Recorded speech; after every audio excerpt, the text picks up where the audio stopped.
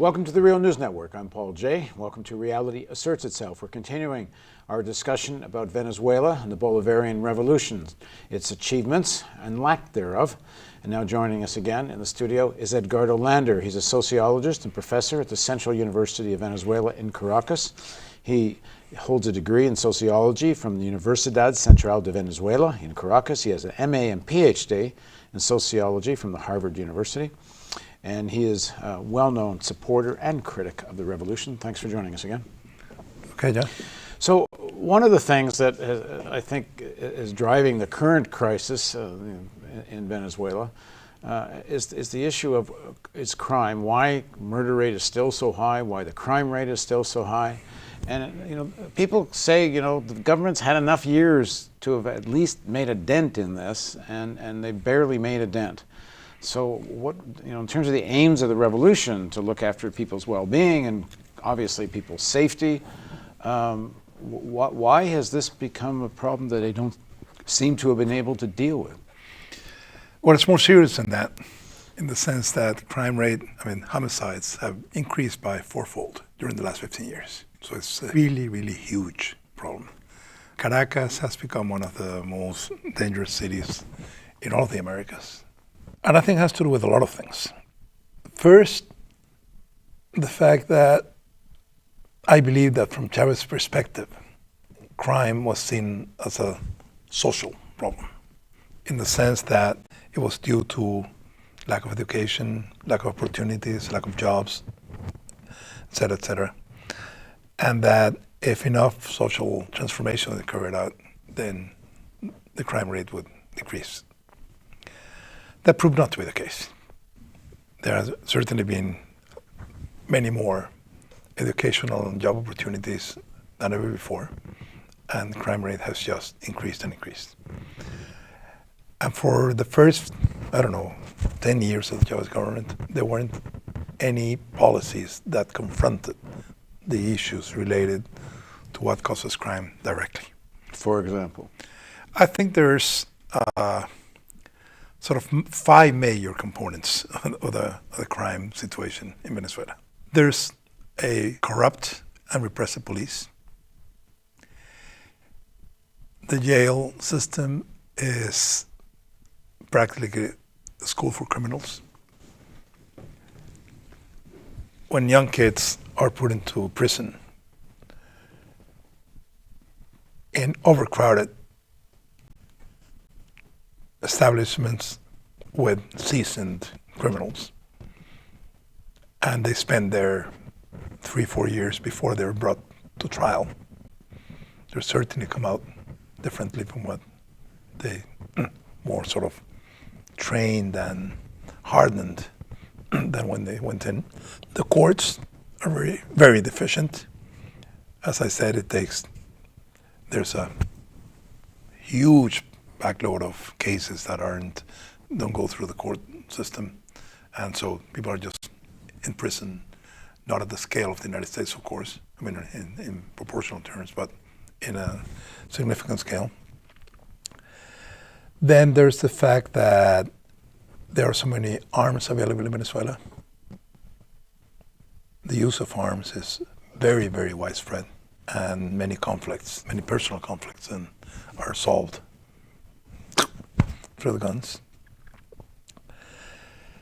And there's also the fact that drugs have become more important, as Venezuela has become a route for Colombian drugs to go to US and EU markets. So if you combine all those things, some people argue that it also has to do with sort of the intensity of political confrontation that sort of creates a state of permanent verbal violence that sort of creates a sort of backdrop of violence. I'm not sure to what extent that. The thing is that very little has been done in relation to any of these things. Yeah, because if you break down at least some of the ones you've listed, jails, for example, one would think that's something That should be fairly easy to you solve. could solve that. Yeah. You know, let's reform the jails. Let's Yeah. kick out the old guard. What are the best practices Yeah. for reforming people in jail? Yeah. You know, that's Yeah. something you could have hived off and Yeah. started to fix. So, when I visited the prison in Johannesburg where Mandela was held, they had a quote by Mandela said, "You can judge a society by the way it treats its lowest ranking," and those happen to be prisoners. And in Venezuela, if you look at the way prisoners are treated, then you have a horrible vision of what that society is like. People in the prisons are armed. The prisons are controlled from the inside by gangster types. Which is very similar to American prisons, but And very little has been done. And it's something relatively obvious. There aren't that many prisoners in Venezuela that it would require an investment beyond the state's capacity. That's certainly not the case. At the same time, the fact that the court system is not independent from the federal government means that judges can be removed at will, because not that many judges have a permanent position. So judges are afraid to take decisions. So there's a great amount of impunity, widespread impunity. So if you have police corruption and impunity and judges that are afraid to make harsh decisions that might be unpopular with somebody else, that really builds up to a really dramatic situation.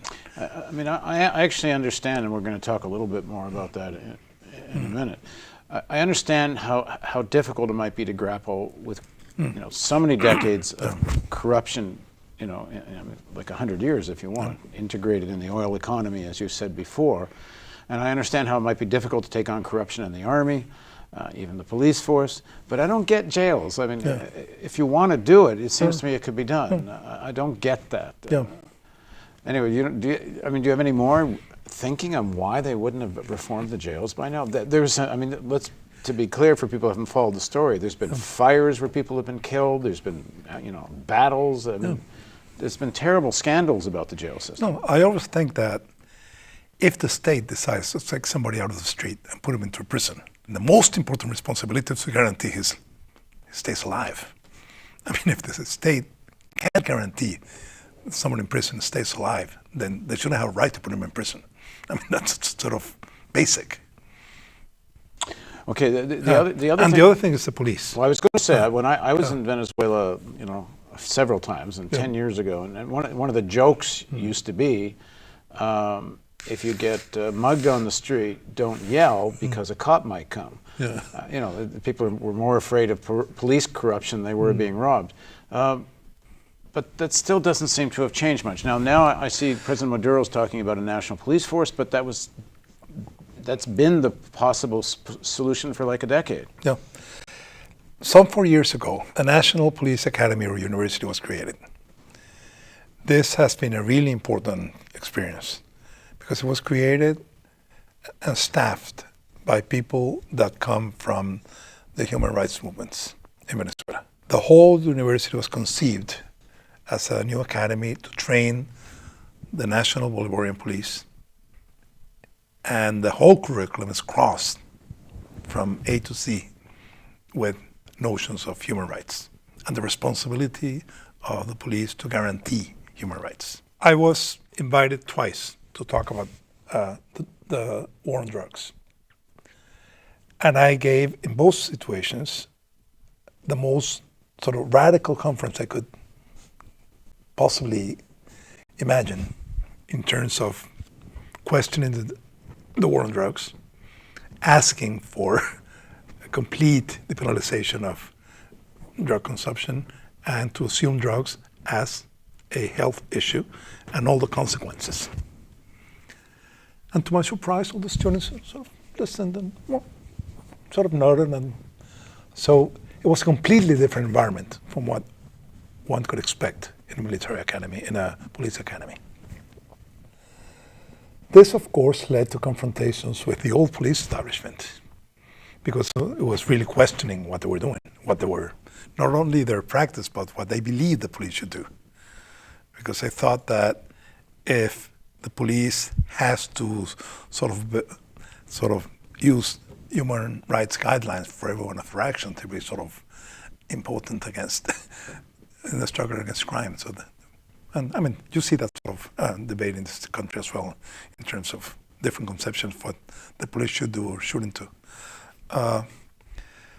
The thing is that this really promising experiment is threatened now, because the people who are responsible, I mean, these people I was referring to that come from the human rights, have been displaced by people more traditional. Is part of the problem here for Chavez and now Maduro that you can't fight on too many fronts at the same time? And if you're taking the elite on over the oil and you're trying to sort of defend the achievements of the revolution, and we talked about that in earlier segments, there's a lot of achievements, and a lot of power has been pried out of the hands of the elites that had it for many years, and a lot of the oil money is now going for social programs and for the benefit of the poor and such, that if you want to defend all of that, you can't fight on the front of taking on corruption in the army and to some extent the police force, because then the elite will take advantage of that, and the whole thing unravels. Well, the police and the army are sort of different issues. The police, as such, is not a political force in Venezuela. It doesn't have the capacity to challenge the government. It's not something that there's no. But they're not allied with or protected by corrupt elements in the army? This is just a question. Yeah, they probably are. But it's not. The police in Venezuela is much more fragmented because there have been municipal polices at different levels and state police, so it's much more fragmented than the military as such. The military is really centered and sort of united in its structure, not the police. Would have been, I mean, if this experience of transforming the police had begun 15 years ago, or maybe 2 years after that, but some time ago, I'm sure a lot of changes would have been possible. I should quickly add. And after 15 years, there's so many new police that have to go in that. Just a generational change would have meant something very significant if this efforts had begun some time ago. I just want to add something about when we're talking about corruption in the army. Is the Venezuelan army, for people that haven't been there, that's a very complicated story, because there's a lot of, from my experience there, what I understand, there's a lot of actual affection for the army. This isn't an army that's considered like some tyrannical, I don't know, maybe Pakistani style army that has their fingers into everything and kills everyone they don't like, is repressive. That the army actually has done a lot of good. They're involved in a lot of the social missions in the barrios. I know when I was observing one of the poll elections, and people had a lot of respect for the soldiers. So it's a complicated thing here, is that the army is not in any way like demonized by people in Venezuela. On the other hand, it seems obvious to everybody, there's a lot of the corruption that takes place in Venezuela does take place in the army. Yeah, both things are true. The army in Venezuela is a lot less repressive than it used to be. So people's vision of the army has certainly changed. If you drive around Venezuela and you have somebody stop you, some army control post, now it's completely different than it used to be. Before you were sort of scared to hell because you don't know what was going to happen. Now you don't expect anything will happen. So in general, the population's relation to the army, especially sort of face to face, it's changed. It's changed very significantly. And at the discourse level, for the Chavista population, there's this whole discourse on the alliance of civilians and the military. The army has been the defender of the Bolivarian Revolution. And in Venezuela, the army is in general quite a popular army in terms of its class origins. The great majority of the army comes from popular sector of the population, so it's not an elite army, like in some other countries, even in Latin America. But it's also true that the role of the armed forces in the government, in all sorts of government agencies, is huge. That's partly due to the fact that Chavez had more faith in his comrades in the army than in civilians. But it leads to having army officers in very critical areas all across the country, where the potential for corruption is available. And that's one thing that the government, Chavez or now Maduro, has decided to confront. Because it is a government that needs the backing of the armed forces. And anything that threatens the backing of the armed forces will be a threat to the government's stability. And that it's a very severe situation because corruption is huge. Corruption has a huge impact in the present economic situation in the country. And if you want to deal with those issues, you have to deal with transparency. You have to deal with corruption issues. And that hasn't been done. But then he has to take on many elements of the army that are involved in that. Yeah, yeah. Let's go back to the issue of crime.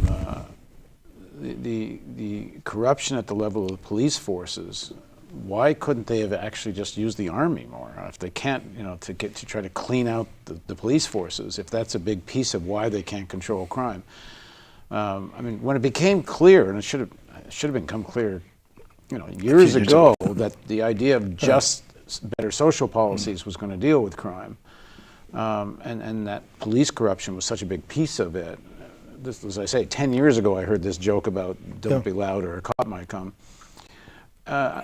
They talk about grappling with it, but they haven't.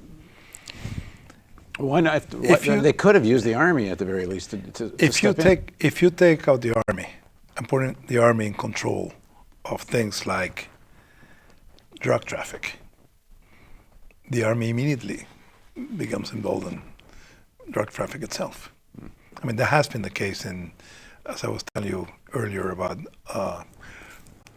illegal gold extraction in parts of Venezuela, where army officers are removed and removed and removed and removed to control, and after a while, they all become corrupt. It's huge. So how do you break this cycle? You have to have a more democratic system in which there's really transparency, and there's not. Because that's one of the problems with this sort of hierarchical political structure, in which you have sort of many levels of democracy and participation, but the main decisions are made elsewhere. They're made at the top. Okay, in the next segment of our interview, we're going to talk about democracy in Venezuela. So please join us for the next segment of our interview with Edgardo on Reality Asserts Itself on the Real News Network.